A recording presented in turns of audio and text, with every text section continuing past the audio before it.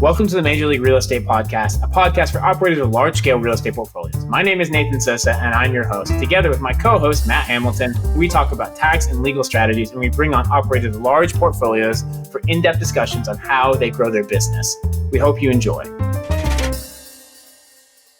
Welcome to another episode of the Major League Real Estate Podcast. I'm joined by my co-host, Matt. Matt, I don't know about you, but I'm kind of tired of the heat. It's a little too hot in Oklahoma for me. It doesn't feel like fall. And I feel like I'm not going to get a fall, to be completely honest with you. I don't know if you feel that way up in good old St. Louis, but that's kind of... Yeah, no, it's definitely starting to feel more and more like that. And I look like I'm dressed for summer. And for the video listeners out there, peek behind the curtain. I didn't just magically wear the exact same thing 2 weeks in a row. We are recording these episodes back to back. So if anyone's concerned about my habitual podcast attire, rest assured in the next episode I will be wearing a different outfit. So hopefully not. Hopefully he wears the same hat and go Cougars. But today we'll talk about 1031 exchanges within a partnership, right? And actually how tenants-in-common or TIC interests can be involved with that and how that creates all kinds of fun tax complexity. So with that being said, what do we need to do when we have 10 people wanting to execute 1031, do a 1031, but also want to involve a TIC interest, TIC partner, 1031 funds? I know there's so many avenues right there. So where do you think is the best place to start? Yeah, I think right off the bat, the best place to start is as a syndicator, real estate operator. Probably the single most question you will receive from prospective investors is, can I 1031 exchange into this fund? I'm in the process of a 1031 exchange and I'm looking to land the capital somewhere. Can it be in your fund? And the short answer is no. The long answer is yes, kind of. So being able to kind of understand the mechanics there and knowing how to answer that question is super important. So right off the bat, what is a 1031 exchange? It is a like-kind exchange, which means it has to be an exchange of property for a like-kind property. What does that mean? That means if you sell real estate, doesn't matter what kind of real estate, it could be land, it could be multifamily, industrial, a single family home, it doesn't matter. As long as it's real estate, you can exchange that real estate for different real estate. So you sell the property, and the idea is that you're able to retain all of the proceeds from the capital gain and redeploy those proceeds into a larger property and deferring that capital gain into the next property. That's the goal. The issue with syndications is that whenever you make an investment into a syndicated deal, you are not purchasing real estate. You are purchasing ownership interest in an LLC that owns real estate. It's no longer like kind. So that's what kind of creates those problems on the front end for these syndicators and investors looking to land their 1031 exchange proceeds somewhere. Yeah, that's a very important distinction. Okay, so that's a partnership interest. Now run us again through what's a TIC interest. What's the difference there? So a TIC is a tenancy-in-common, TIC. That is a type of property ownership where there are multiple owners on the same deed. So effectively what you're doing is you're creating fractional ownership in a larger piece of real estate. So let's say, for example, easy math, there's a $10 million property. And you have an investor saying, hey, I have $1 million of 1031 exchange proceeds that I would like to put into this deal. How can I make that happen? The only way to make that happen is to purchase the property via a tenancy-in-common and put them on the deed as a 10% owner because they put in $1 million of the $10 million sale price. So they own 10% of the property. They don't have interest in your syndication. They don't receive distributions from your syndication. They are not a partner in your partnership. And that's really important to understand. The IRS has these rules around what is and is not a partnership and what is and is not a TIC. And their general philosophy is that if it walks like a duck and quacks like a duck, it's a partnership. Or a duck to, I guess, finish the analogy. But you know what I'm saying. Right. No, you're totally right. Yeah, there's weird partnerships that can happen. Is where someone realizes that you got a TIC, but also you have a partnership that you haven't been filing for a long period of time. And so, like Matt said earlier, is that like when you're in a partnership, you own part of an LLC. When you're a TIC, you own part of a property. It's a big difference there, right? There's an in-between step that exists. And so the big issue when it comes to to bring everything together for the grand finale is when you want to do a 1031 and exchange property, you can totally do that as much as you want with a TIC. Partnership interests are not 1031 eligible assets, right? Now, some people might ask, what about 761A election, like that of doing partnership? The IRS isn't a big fan of doing that when it comes to like trying to 1031 it, just FYI. Can you? Maybe. You've waded into literal gray area, right? Like this is like literally have no case law, just some stuff in the IRS saying we're not big fans of doing this, so just FYI. But long story short, you cannot 1031 a partnership. You can 1031 within a partnership. That's not a problem. You can 1031, you can have TICs interests and 1031 with those TICs. So that's an option, but not a preferred option is what I would say. But yeah, Matt, so talk to me about what you see when people have TICs, or even if you want to, we can go ahead and like talk a little bit about drop-in swaps and how that works out. Real estate syndication tax is confusing to you? Well, that's why hopefully you listen to the podcast today. Also, you should go to our website, www.therealestatecpa.com, and you will be able to get access to the ultimate guide to real estate syndicators and sponsors, which breaks down everything from preferred returns, depreciation strategies, whether you're a GP or an LP, avoid costly mistakes, and maximize your returns. Download the complete guide free and get the tax clarity you need to succeed. Yeah, so before we get into drop-in swaps, logistically, purchasing the property via a TIC is much more complicated than just purchasing the property outright. And a lot of syndicators I see have a minimum proceed amount to where it's even worth their time. Could be 500 grand, could be $1 million, could be 10 million, depending on the syndicator. So just be aware of that. If you're an investor and you're looking to 1031 exchange your proceeds into one of these deals, definitely talk about that, because not all syndicators are even willing to create this TIC structure, because it creates a lot of additional, legal hoops to be aware of. The other thing is, when you are looking at creating this TIC, it's very common for the syndicator to just treat them as a partner, as if they were a partner in the partnership. So they have, a distribution schedule. You're going to get X amount. You have a preferred return. You get X. If they are a TIC, they cannot be treated as a partnership. They don't have a preferred return. They don't have a distribution schedule. They receive a certain percentage of the property's P&L. And if the property cash flows X amount, they get X percent of that X amount. There's no wiggle room. There's no preferred return. There's no performance hurdles. There's nothing like that. If you create those, what you're effectively doing is you're treating them as a partner. And the IRS is going to look through that and say, no, this isn't a TIC. This is a partnership.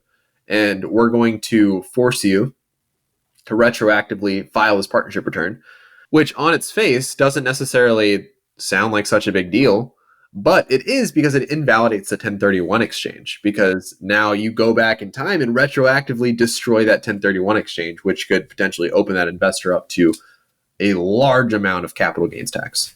Yeah, right. So 1031s in themselves are complex. The moment you start mixing partnerships with 1031s and then TICs with 1031s, you've now entered into a really complex realm that has all kinds of legal complexities and very specific rules that you have to follow, right? If you don't want to be, there's a specific 2002, I don't remember, dash something. I think it's 2002-22. 22, there we go. I think there's a lot of twos in it. There's a lot of, yeah. And so that specifically lays out all the rules. The IRS says, we will treat this as a TIC if you do all of these things. Not one, not some, not a few, not most. You have to do all of these things. And so to be treated that way, fine, that's great if you want to do that. But just know that if you break that, the IRS now has a way to get through your TIC defense and say, hey, guess what? You are a partnership and you should have been acting a partnership this whole time. You should have been filing 20 years plus of partnership tax returns and file all these K1s. You didn't do that. Sorry, that's a lot of penalties and fines now we're gonna assess on you. Yeah, which is not fun. It's definitely not a conversation you want to have with that TIC investor, because they are not going to be too thrilled. So you definitely want to make sure you have your T's crossed and I's dotted before you get into that sort of arrangement. So when does it make sense to even explore this arrangement, Matt? It sounds like tons of complexity, honestly. Why would anyone want to look at doing this then? It was just going to be so much extra work. It comes down to the business model, the type of property, and how good the deal is. If you are a really firm believer that this is a really good deal and you want to get this closed, it can be very tempting to be willing to jump through those extra hoops if there's a partner that's coming through oftentimes at the 11th hour with just the amount of proceeds you need to close this deal. You're going to do what you got to do to make it happen. Right. I've also seen some where the business model is to never sell. The idea is that you consistently 1031 exchange properties into more property, and there's never like a full cycle sale and they buy out investors. That's just not part of the business model. So if that's the case, you might actually see two different funds sell their property and 1031 exchange into the same, and they both sort of jointly purchase a property via a TIC and kind of preserving 1031 exchanges in that way. So it really depends on what the syndicator and the operator is trying to achieve. Mm-hmm. There can be some real incentives to do it, but there has to be a good incentive to do it that way. Otherwise, you're just creating a bunch of extra headaches for yourself that could be avoided. Yeah. So with that being said, we want to look at how 1031s make a lot of so looking at like, hey, someone, so can it be worth exploring? Yes, right? It happens a lot. What is the best way to, okay, so now we've got the TIC and we've got the LLC, we've got the partnership. What's the best exit strategy or route now to actually get out of this or to take advantage of it, right? So what's the best things that we can do here or the best way to navigate all of this without blowing anything up? So that's a great question, because you've jumped through all these hoops to get into this situation. But now oftentimes, especially the TIC member, if they're an investor and they did a 1031 exchange, they're going to feel a little bit stuck. Because normally in a 1031 exchange, you own the property, you're exchanging that property for another property. You have full control. You can sell the property, you can do whatever you want, you can do another 1031 exchange. Believe it or not, a fractional percentage of a larger property is not super liquid. It's very difficult to sell. And oftentimes the TIC member is a minority owner in the property. It's their right to sell that fractional ownership to someone else if they wanted to. But logistically, that never really happens. Usually what happens is the actual fund and the TIC member, all the TICs, all the owners of the property jointly collectively decide to sell the property. And from there, they could do another 1031 exchange, but you're kind of stuck. And you run into this other issue where the LLC owns the property. Let's say they want to do a 1031 exchange. They have to continue to do the 1031 exchange within the LLC. So it creates limitations on future 1031 exchanges. Yeah. So it sounds like, okay, but then talk about drop-in swaps. That's something people love to discuss and to talk about is drop-in swaps and when that comes into play with TIC interest. Yeah, so a drop-in swap is when an LLC, so I guess backing up, an LLC as a partnership can distribute cash to their investors. Everyone conceptually understands that. But an LLC or a partnership can distribute any kind of asset to its investors. And this is where the drop-in swap comes into play. Let's say, easy math, you have a $10 million property. You have, let's just ignore the initial TIC for now. You have a $10 million property. There's 10 partners and they each contributed $1 million. Great. Everyone's a 10% owner. The only way to 1031 exchange that property would be for the LLC to 1031 exchange that property within the LLC into a new property. But what if one of the partners wants to 1031 their proceeds into a different property that they wholly own? Well, one of the things that the partnership can do is distribute that asset, those shares of the assets, down to the partners. So you're effectively dropping the ownership of that property from the LLC to the owners. So now instead of having a partnership where there's 10 owners at 10% ownership in the partnership is dissolved. It's distributed its assets down to the partners. And now the property is owned via a TIC with 10 different 10% owners of the property. And that allows them to each kind of do their own 1031 exchanges when the property sells. No, so not the easiest thing in the world to do, right? And definitely something you need to have a good tax advisor and honestly a good attorney to work with too in this instance, right? You got to have both. This is where building your bench is really important to make sure these transactions go across the board. Matt, any final comments? I know it's a super complex way to leave us, but I think it's a really good description of how TIC interests work, the pitfalls, what's important about them, and how 1031s work in partnerships in general. Yeah, no, absolutely. With the drop and swap there at the end, that's kind of a tease because I made it sound as if it's something that's relatively straightforward. It's very complicated, and there's a lot of rules and uncertainty around the way that the IRS and different state tax agencies really view that as a valid business exchange. So there's a lot of gray area. So it's really important that you do consult a CPA and an attorney, probably a tax attorney, to kind of make sure that all the T's are crossed and I's are dotted, and you have a good auditable case before you proceed. So it's a very nuanced area of the code. Yeah. Guys, if you hear this and you're like, I'm in this situation, I don't have a bench, or I need to get a bench, or you want to look at changing your bench, just click the show notes below. We'd love to have a conversation with you all. All right. This has been another episode of the Major League Real Estate Podcast.